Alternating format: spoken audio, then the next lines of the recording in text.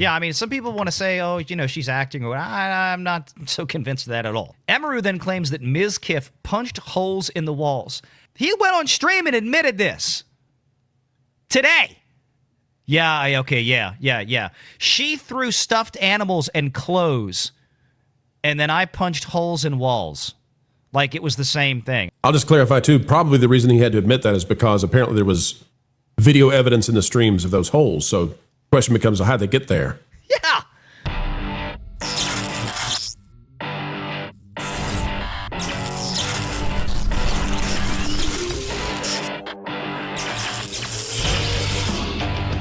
Renegade Online. Again, I want to stress that y'all know me. We usually don't cover stories that are about other social media personalities, and not because we hate them or whatever, but it's just not the usually type of topic that we cover here. This has been so bizarre, and it started a week ago with TwitchCon, and we talked about this Sunday last week with Emiru and what happened to her at TwitchCon, where she's standing there shaking hands, taking pictures, signing autographs in a meet and greet, and somehow some big old dude just managed to stroll past one or two other meet and greets, like in front of the line, in front of where security is supposed to have it roped off, just runs up to Emiru, grabs her, and tries to, slip her the tongue right there. It's like, my God. It's like, what is going on? Well, apparently we've talked about it before that, and I don't know a whole lot about Twitch, but apparently, it looks like a cesspool. And you've got, right up to the CEO maybe even, they have had these kind of security issues before. And it gets even crazier because now we've got this article here on Geeks and Gamers, and they've done a great job. Alex here, who's been with G&G for some time, has put all of this together. I had individually bookmarked a bunch of these posts with these videos. They're all pretty short. I think they're all like a minute or so roughly each. But another fellow Twitch streamer, Mizkif, I don't know anything about this guy either. Don't care. Apparently, it's like this kind of behavior seems to go hat in hand with a lot of Twitch personalities. It is really, really weird how, every time I hear something about a Twitch streamer, generally speaking, it ain't good. It's, and I know there's folks on YouTube that stream on Twitch. I'm talking about everybody, but some of these exclusive Twitch streamers. And Pro's joining us here. What's up, Pro? I am not a Twitch streamer. Do not bring me in that way. I am not a Twitch streamer. I promise, ladies and gentlemen. Would never do it. Well, we got this article over here on Geeks and Gamers. Emiru accuses fellow streamer Mizkif of abuse, harassment, threats of blackmail, and other disturbing allegations.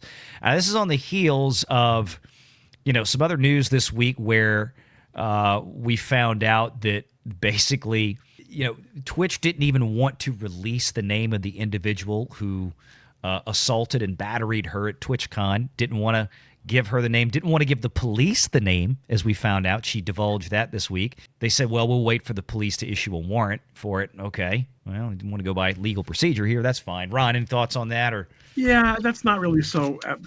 They should. That might actually be perfectly good corporate legal hygiene. Yeah, and I understand that as well. But let's go through this. This is somebody that apparently she had a relationship with before. And the point of bringing up the story is because these events that happened at TwitchCon last week, again, leading up to TwitchCon, there were a lot of major streamers out there involved in Twitch that were warning people, don't go, like other creators, don't go to this. It ain't safe. Bad things happen here, or bad things can happen here. Bad things have happened here before in the past. Don't go. And this was especially being said to the female creators. And now, this poor girl is just laying it all out there now. It's like, I'm going to, while we're at it, I'm going to give you all the other stories. So, and it started this week. Here we go. Let me ask Ron real quick before we dive in, because I think this will color the way we cover this.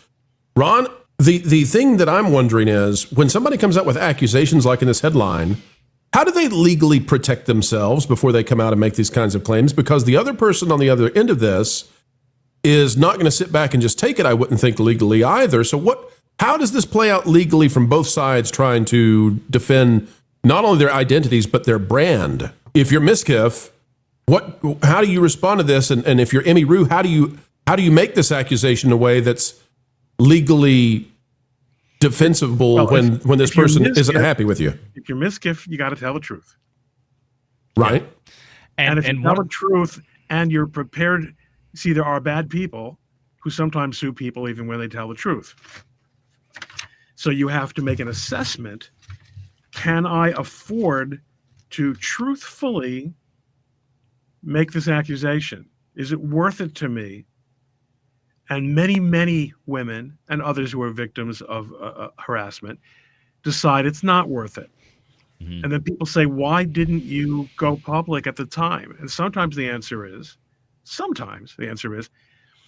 I knew the kind of person I was dealing with would make it worse for me than if I revealed what had happened.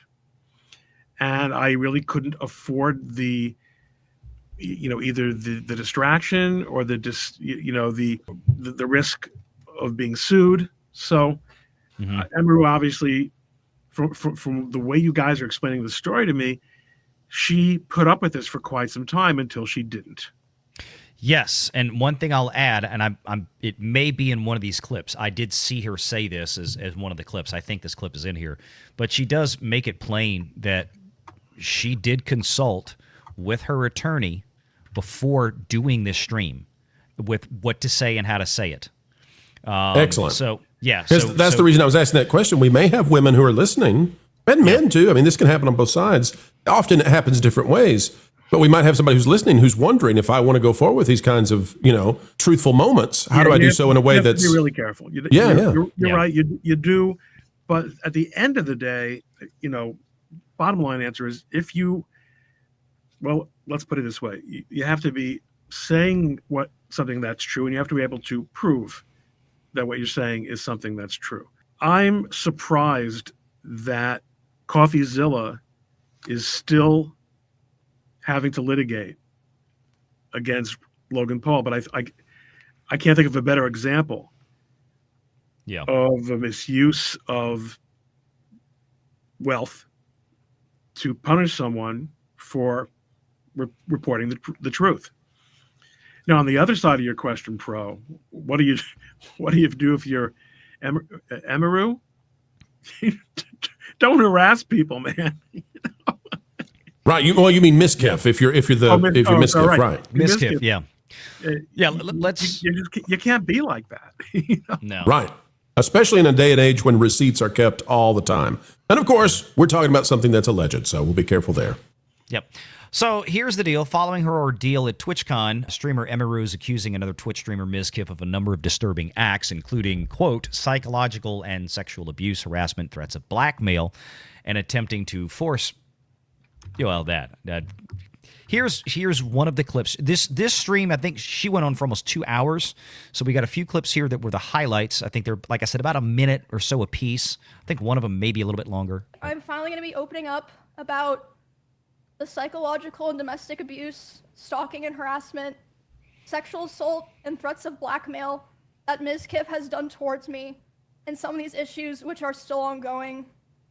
For the entirety of this year, I have attempted to separate myself from him and not talk about him at all, and not talk about this issue, and just not make it a public thing. I always tried my best to keep this to myself, but like I said, I feel like it's gone to the point, which I'll explain later, that I feel like it just has to be done. So just opening salvo here, and then Emiru begins by saying it's been indirectly threatening her by telling friends and colleagues of hers that he would, quote, create a smear campaign against her if she tried to tell anyone about his alleged actions. So apparently there's other witnesses to this that, he told this to, hey, if she starts running her mouth, I'll destroy her, kind of thing. So a lot of intimidation here. He tried to get other streamers, ostensibly from Twitch, to help him organize, again, this is all alleged, such a campaign. And, quote, they all refused. Emiru also claims that Mizkif threatened an employee of hers, saying that he would, quote, destroy her if she revealed anything about him. And one of the things that she talked about was the fact that she knew something specifically about that Mizkif was going to tell people that she was committing animal abuse and all this kind of stuff, which apparently kind of seems preposterous. But here's the next clip. I don't want what happened to me or what has happened to other people because of him to happen to other people. And I don't believe he will ever stop behaving the way he does. But regardless, yeah, like I said, one of the main reasons I decided to do this stream is to come out about all of this because I can't hold on to it any longer because it feels wrong to do so. And an honorable mention reason for why I'm doing this is that for a while, he has been indirectly threatening me through my friends and people that I work with. They've informed me that he said that if I ever talked about anything he did, he would try to create a smear campaign against me in retaliation.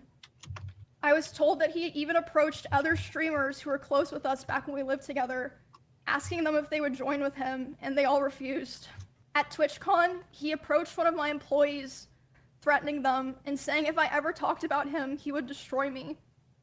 One thing I noticed, going through these clips now back to back, remember, this is somebody that's got millions of followers on Twitch, millions of followers on YouTube, not to mention whatever she's got on X or maybe some other platforms as well. She streams constantly. She games. She's always in front of a camera. She's always talking. Her voice is trembling this entire time as she's talking. Yeah, I was thinking the same thing. We looked up the numbers on this a few days ago, working on some of the journalism here. I was shocked, because I'm not in this. This isn't my area of expertise. I'm not into the Twitch stuff. Me I don't neither. pay any Yeah. attention to it at all.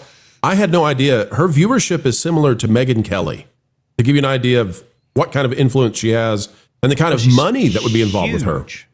Oh, her sponsorships, and whatnot. She's got to be raking in seven figures close to. She's got security that she herself has said that she's probably spent with all the conventions in the last few years and the meet and greets and all this, the Twitch cons. She's personally spent, she said, close to $100,000 on private security. And not to mention, she's got staff like her personal assistant that's with her. I think that's I can't remember the girl's name, Madeline or Megan or something like that. It starts with an M, I think, that kind of, she's her manager and all this. She's got, this is an enterprise. This is a business. This isn't just, some rando sitting in front of a camera, dorks like us. It's just, this is big business for her. Multiple people have told me that his plan was to claim that I kill animals and that I killed my own rabbits, since I had several of my rabbits pass away over the course of 3 years while I lived with him. So weird. And so childish. It's. That people's lives are and fortunes and careers are being put at risk over, and that a young woman like this is being brought to such emotional trauma over something that is so preposterous. And so, my bunnies died. Oh, you killed them. This is something. This isn't even high school level stuff. This is right. It's like some Fatal Attraction type. I realize there's going to be people out there in the chat that think that this is just another, this is another hashtag Me Too moment or something like this, where we've got potentially baseless accusations or she's making it up for attention. And I'm like, look, here's the kicker, guys. She's coming out. She's putting herself on the line here. She's gotten legal representation to help counsel her through this. And at the same time, and this is key, there's other people involved that apparently are backing her up. There's other witnesses that aren't her that are saying, oh yeah, this guy did this, did that, did the other thing. We were there. So I you can't just throw this one out, like it's just some out of left field. This isn't what was her name? Blasey Ford that testified against Brett Kavanaugh. Like this random woman just showed up and Kavanaugh sitting there going, I've never met this chick in my life. Who is this? And, that kind of thing. These two had a relationship for a while. They split up. There's, I guess it was pretty well documented online. And then, now this is all coming to bear. I'm sure he's probably listening now, and it's probably going to come as quite a shock to him that this information made its way back to me and that I've known for months. But if you try to threaten me to stay quiet, especially using my poor dead animals, I'm not going to stay quiet. Okay. Yeah, some people want to say, oh, she's acting. I'm not so convinced of that at all. Emiru then claims that Mizkif punched holes in the walls. Now, listen to this. I don't know if this clip is in this article or not. I have it saved. He went on stream and admitted this. Today. Yeah, okay, yeah. She threw stuffed animals and clothes, and then I punched holes in walls. Like it was the same thing. I'm going to show y'all in a minute. So, we're going to dispel some of this myth that this was somehow, this And is all getting made up. I'll just clarify too. Probably the reason he had to admit that is because apparently there was video evidence in the streams of those holes. So the question becomes, how'd they get there? Yeah, that's what I'm saying. For context, this is the gentleman in question. This is Mizkif. This is, I think, today or yesterday. Situations with poor taste to myself. I'm ashamed that the situations got so bad, but Emmy was also violent. She would throw clothes or plushies at me, and I punched holes in the walls or slammed doors in aggression. How is that I one time did I love that line. You lose. You lose. Yeah. I The girl love threw plushies at me. It's true. It's true. For Amber Heard, it worked. For Johnny Depp, it worked. Well, Yeah. it shows you, toxicity in relationships and toxic personalities exist And what at a better every. place to discuss it than that on Renegade. Yeah, exactly. That's what It exists at every level, right? It exists at every level, but the thing is, when you get to this point, when we're fussing about, oh, I didn't get invited into a Mr. Beast video, so I'm going to throw a toddler tantrum, right? The issue there is the scope and scale of what you can say about the other partner. All of this, all the dirty laundry now, it's not just in your small community somewhere in small town USA. Now it's the internet's talk show. That's their lives. That is their lives. Yep. Yeah. Make sure you're subscribed to Valiant Renegade and join us every Sunday at 6 p.m. Eastern for the live show.